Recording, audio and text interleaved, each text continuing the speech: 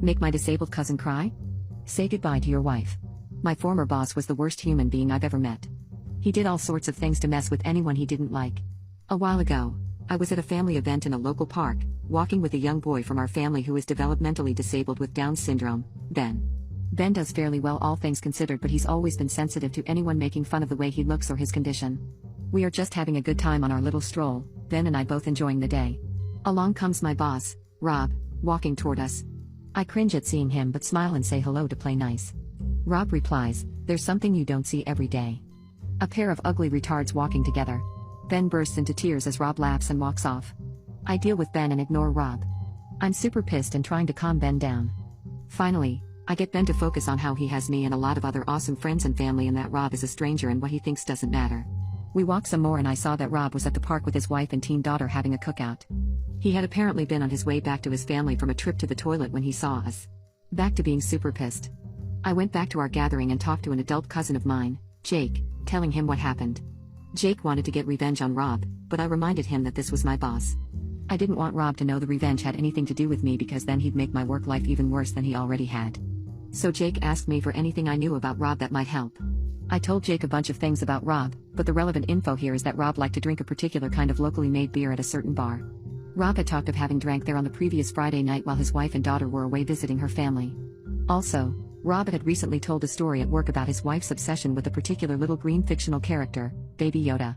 Turns out his wife kept a stuffed Baby Yoda on their bed at all times.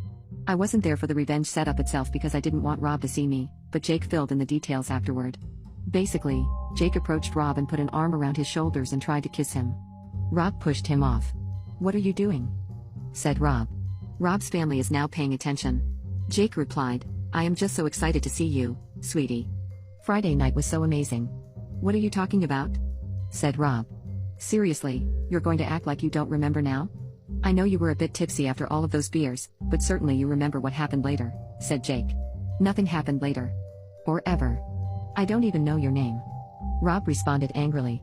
Jake had him right where he wanted him. "Really? You were screaming it on Friday." Rob, with his face now turning red, "You lying son of a." At this point Rob's wife interrupted. "Listen, I don't know who you are, but this is my husband. I'm sure you have him mistaken for someone else. Please just leave us alone." Jake replied, "Oh no, I'm not mistaken.